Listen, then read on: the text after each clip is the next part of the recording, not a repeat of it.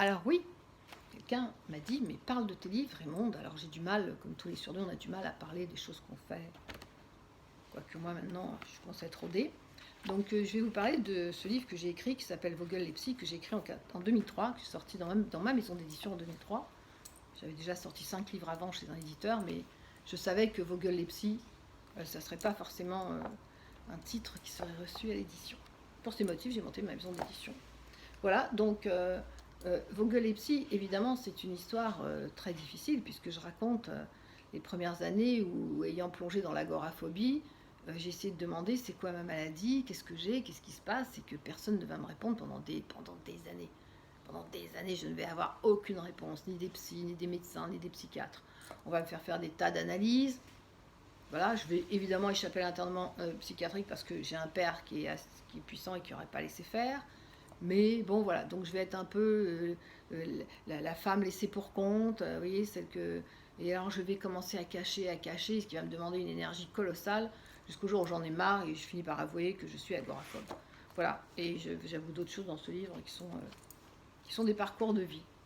Donc quand je dis aujourd'hui que j'ai du mal avec le psy, c'est pour l'avoir vécu, mais non seulement pour l'avoir vécu, mais pour l'entendre encore aujourd'hui. Ce qu'on doit entendre, surtout pour le surdoué, c'est qu'il ne va pas passer par des chemins classiques de la psychanalyse. Au début, tout le monde a hurlé, mais finalement, je pense qu'on peut entendre et qu'on peut y réfléchir.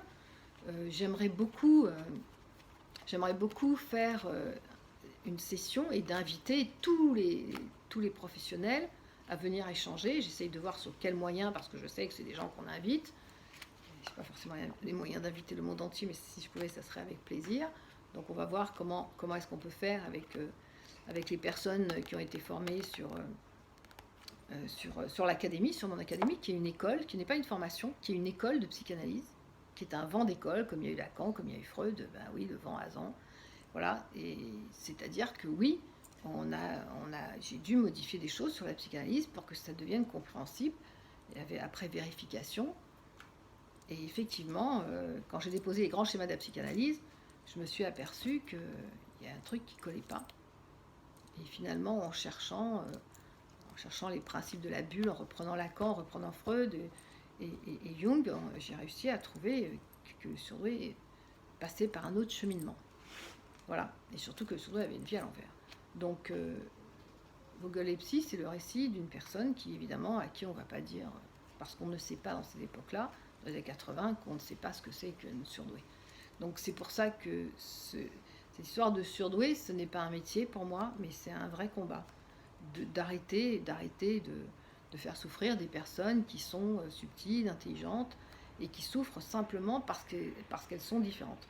Donc au début, je n'avais pas voulu changer le mot surdoué, parce que je trouvais qu'on devait l'imposer, parce que c'est un mot, comme l'a écrit Simon dans Le secret du surdoué, Simon Fédida, qui a fait la préface du secret du surdoué. Il parle justement dans le livre du mot surdoué, qui a été mis en place, je ne me souviens plus, 1800, je ne sais pas quoi. Et donc je voulais imposer ce mot surdoué. Mais je m'aperçois que ça crée tellement d'animosité chez les normaux-pensants, chez les gens qui nous entourent. Ça crée tellement de choses impressionnantes, c'est-à-dire que voilà, une personne qui est surdouée, elle n'ose pas le dire à sa mère, ou si elle le dit, elle va se faire envoyer promener, parce que tu te prends pour qui, enfin, c'est toujours les mêmes choses qui reviennent, que maintenant, j'emploie plus le mot surdoué, j'emploie le mot HP, au potentiel. Ça ne veut pas dire grand-chose, mais entre HP, on peut se reconnaître.